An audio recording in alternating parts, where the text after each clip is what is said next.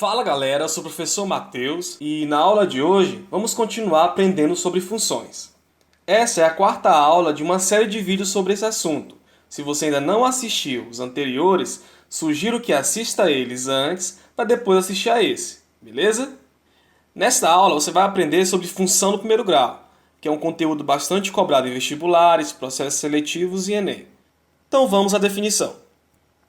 Uma função R em R, que a gente já sabe que isso quer dizer que ela tem domínio nos reais e contradomínio nos reais, é uma função no primeiro grau, que eu também posso chamar de função afim, quando existem dois números reais a e b, tais que f de x é igual a ax mais b. Então, para ser uma função no primeiro grau, eu preciso que essa regra seja obedecida, que f de x seja igual a ax mais b. Esse a e esse b, eles vão ser números reais, números quaisquer. Além disso, o x precisa também estar dentro do conjunto dos números reais e o expoente desse x tem que ser 1. Porque se por acaso fosse 2, não seria uma função do primeiro grau, seria uma função do segundo grau. Então, para ser uma função do primeiro grau, o expoente desse x precisa ser 1. E esse a precisa ser qualquer número real menos o zero. Então, o a tem que ser diferente de zero. Isso se explica porque se eu tiver o a igual a zero, o meu x vai sumir. Se meu x sumiu, eu não tenho uma função. Então, não existe uma função no primeiro grau. Então, para que exista uma função no primeiro grau, esse a precisa ser diferente de zero. Beleza? Entendido? Eu quero que vocês guardem essa lei de formação da função do primeiro grau. Isso vai ser importante lá na frente. Beleza? Além de tudo isso, tem uma consideração que pode ser feita. Esse f de x ele pode ser substituído por y, como a gente já viu na aula anterior. Então, essa função que está escrito aqui, f de x igual a ax mais b, eu também posso escrever da seguinte forma: y é igual a ax mais b, sendo que o a vai ser sempre o valor que acompanha o x e o b vai ser sempre o valor independente. Beleza? Entendido? Considerando a função f de x é igual a menos 5x mais 8, eu posso dizer que meu a é o menos 5, porque o a é o valor que acompanha o x. Então, o a é menos 5 e o b é o 8, que é o valor independente. Uma outra função, f de x é igual a menos 3x. Eu posso dizer que meu a é igual a menos 3, porque é o valor que está acompanhando o x. E o meu b? Olhando para minha função não tem valor independente. Então, quer dizer que meu b é zero. Como não existe o valor independente, esse valor independente é zero. F de x é igual a menos 5 mais 3x. Muito cuidado para não confundir. O a vai ser sempre o valor que acompanha o x e o b vai ser sempre o valor independente, mesmo que essa ordem seja trocada. Então, o a nesse exemplo é o 3, que é o valor que acompanha o x, e o b é o menos 5, que é o valor independente. F de x é igual a menos 4. E aí, nesse exemplo, qual é o valor de a e qual é o valor de b? O valor de a é inexistente, porque não tem x na minha função. E o valor de b aqui seria menos 4. O valor de a, como não existe, seria zero. Então, a gente chega num ponto em que acontece uma restrição da função do primeiro grau. Quando eu li a definição lá atrás, ela falou que o a não pode ser zero. Então, isso não é uma função. Então, o a precisa ser sempre diferente de zero. Tudo bem? Próximo exemplo, f de x é igual a 8x ao quadrado mais 1. E aí, é uma função do primeiro grau? Não. Olhando para o expoente do x, esse expoente não é 1. Se esse expoente não for 1, pode ser uma função de qualquer outro grau, mas não é uma função do primeiro grau. Nesse caso, essa é uma função do segundo grau, porque o expoente é 2. Beleza? Para que a gente entenda melhor o que é uma função do primeiro grau, a gente vai fazer novamente uma consideração que a gente já fez lá na primeira aula de funções, que é a consideração que Luiz Roberto Dante utiliza no seu livro Contexto e Aplicações, que aparece aí agora. Essa é uma das bibliografias que eu utilizo nas nossas videoaulas. Beleza? Então, segundo Dante, eu posso comparar a minha função com uma máquina de transformar os números. Nesse exemplo, eu tenho uma máquina de dobrar. Todos os números que entrarão nessa máquina serão dobrados, serão multiplicados por 2. Então, por exemplo, o número 1, quando passa pela máquina, se transforma em 2. o 2 se transforma em 4, o 3 se transforma em 6, o 3,5 se transforma em 7, o 4,3 se transforma em 8,6 e o x, que é qualquer número, se transforma em 2x, que é o seu dobro. Então essa máquina é uma representação visual do que é a minha função propriamente dita. Então, no caso, como minha máquina dobra todos os valores que entram nela, eu posso dizer que a função que está relacionada a essa máquina é f de x igual a 2x. Todos os valores que vão entrar, representados pela letra x, eu multiplico por 2. Beleza? Então f de x é igual a 2x ou f de x é igual a 2 vezes x. É a mesma coisa. É nesse ponto que eu queria chegar. Esse x representa todos os valores que podem ser aplicados na minha função. Se eu quisesse aleatoriamente aplicar o valor 9.000 no lugar do x, eu poderia. No lugar do f de x, agora vai ser f de 9.000, porque eu vou substituir o x por 9.000. O 2 permaneceria do mesmo jeito e no lugar do x colocaria o 9.000. Quanto que vale f de 9.000? 2 vezes 9.000, 18.000. Então f de 9.000 é 18.000. Visualizando a minha máquina de dobrar. Quer dizer que quando 9.000 entra dentro da minha máquina de dobrar, o valor que vai resultar no final vai ser 18.000. Se em uma outra situação eu quisesse aplicar o valor 15,45 no lugar do x, poderia também. F de x agora é f de 15,45 e no lugar do x colocaria 15,45. 2 vezes 15,45 é 30,9. Então, meu f de 15,45 é 30,9. Quando 15,45 entra dentro da máquina de dobrar, o valor que resulta no final é 30,9. Então, na minha função, eu posso aplicar qualquer valor no lugar de x e vou encontrar um valor correspondente no meu f de x. Então, considerando a função f de x igual a 3x mais 1, o foco aqui vai ser o x, f de x igual a 3 vezes x mais 1, e aí eu vou aplicar valores. Quando eu aplico menos 3, a minha resposta é menos 8. Quando eu aplico menos 2, resposta é menos 5, menos 1, resposta é menos 2, 0, resposta é 1, 1, resposta é 4, 2, resposta é 7, 3, resposta é 10, 4, resposta é 13, 5, resposta é 16, e aí eu aplico 6, 7, 8, 9, chega no 10, a resposta é 31, e assim vai até o infinito. Então, todos os valores da minha função permanecem iguais. A única mudança que vai existir são os valores que vão ser aplicados no lugar de x. Beleza? Vamos ao primeiro exemplo para a gente entender melhor como que a gente vai encontrar a função do primeiro grau nos exercícios. Imagine que você venda sapatos e o seu lucro é de R$ 1,50 por cada sapato vendido. Pessoal, para que eu consiga entender a minha função aplicada em uma situação como essa, é bom que a gente reflita um pouco sobre o exercício. Então eu penso, eu trabalho vendendo sapatos e a cada sapato que eu vendo eu tenho um lucro de R$ 1,50. Então se eu vendo um sapato, eu sei que meu lucro vai ser de R$ 1,50. Se eu vendo 2 sapatos, o meu lucro vai ser de R$ 3. Se eu vendo 3 sapatos, o meu lucro vai ser de R$ 4,50. Se eu vendo, 60 sapatos, meu lucro vai ser de R$ 90. Então, seguindo essa lógica, eu consigo entender qual vai ser o meu lucro a partir da venda de sapatos que eu tive. É uma situação óbvia que qualquer um consegue pensar nessa situação. Então, só para uma melhor visualização do meu exercício, eu vou transformar esses dados que eu coloquei aqui agora numa tabela. Então, eu tenho a quantidade de sapatos vendidos de um lado e tenho o lucro do outro lado. O lucro é totalmente dependente da quantidade de sapatos que eu vendi. O meu lucro pode mudar? Pode. Como que eu consigo aumentar o meu lucro? Vendendo mais sapatos. Quando que meu lucro vai ser menor?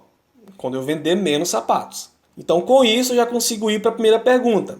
Letra A. Qual a função que representa o seu lucro? Pessoal, como que faz para encontrar a função num exemplo como esse? Neste caso, ele quer a função do lucro. E eu sei que meu lucro é de R$ 1,50 por cada sapato que eu vendi. Então, meu lucro ele vai ser igual a R$ 1,50 vezes a quantidade de sapatos que eu vendi. Se eu vendi 2 sapatos, eu multiplico esses 2 por R$ 1,50, que dá R$ 3. Beleza? Para que eu transforme isso tudo em uma função propriamente dita, basta que eu troque o lucro por f de x, que é meu conjunto chegada, e a quantidade de sapatos vendidos por x. Eu poderia trocar por outra letra? Sim, meu f de x também pode ser y. Y é igual a 1,50 vezes x. Aí você pergunta, professor, tem que ser y, tem que ser x? Não, você vai dizer qual letra que representa melhor a sua situação. Só que a minha função precisa ter essa cara. E eu sei que meu x é a quantidade de sapatos que foram vendidos. E meu y é o lucro obtido através dessas vendas. Beleza? Então vou colocar ali a minha função, y é igual a 1,50 vezes x, sendo que y é o lucro e x é a quantidade de sapatos que foram vendidos. Letra B. Qual seria o lucro caso você vendesse 200 sapatos? Galera, depois que você identificou a função, tudo que vem depois fica muito fácil. A minha função é y é igual a 1,50 vezes x. Qual a letra que representa o meu lucro? O y. Então ele quer saber qual é o meu y caso você vendesse 200 sapatos. Quantidade de sapatos é o x. Então o que ele quer saber? Qual é o valor de y quando o seu x for 200? Basta que eu substitua o x por 200 e multiplicando 1,50 vezes 200, a resposta vai ser 300. Então, o meu lucro seria de R$300. Beleza? Letra C. Se o seu lucro foi de R$456, quantos sapatos você vendeu? Pessoal, em qualquer questão de função do primeiro grau, é preciso que você preste muita atenção nas informações que são dadas. Lá na letra B, o exercício me deu a quantidade de sapatos e pediu o meu lucro através dessa quantidade de sapatos. Agora, na letra C, foi dado o meu lucro e pediu a quantidade de sapatos, o contrário. Só que o seguinte, a minha função não muda. Ela continua sendo y é igual a 1,50 vezes x, sabendo que o y é meu lucro e meu x é a quantidade de sapatos vendidos. No caso da letra C, o lucro foi de R$456. Então, 456 é o y ou é o x? É o y, porque o y é o lucro. O valor de 456 vai ser colocado no lugar do y. O y vale 456 e todo o resto da minha função eu repito. 456 é igual a 1,50 vezes x. Só para organizar, eu vou colocar esse 1,50x antes do 456. Então, só invertir os lados não muda nada. Se uma coisa é igual a outra, se eu invertir os lados, continuam sendo iguais. Esse 1,50 está multiplicando x. Ele está multiplicando, passa, dividindo. 456 dividido por 1,50 é igual a 304. Então, para que eu tenha um lucro de R$456, eu preciso vender 304 sapatos. O cálculo foi diferente? Sim, porque em um exemplo foi dado o x e em outro exemplo foi dado o y. Beleza? Próximo exemplo. Imagine agora que você venda sapatos em uma grande loja. Seu salário mensal é calculado da seguinte maneira. Você tem um salário fixo de R$600, mais a comissão calculada pela quantidade de sapatos vendidos. Essa comissão é definida em R$15 por cada sapato vendido.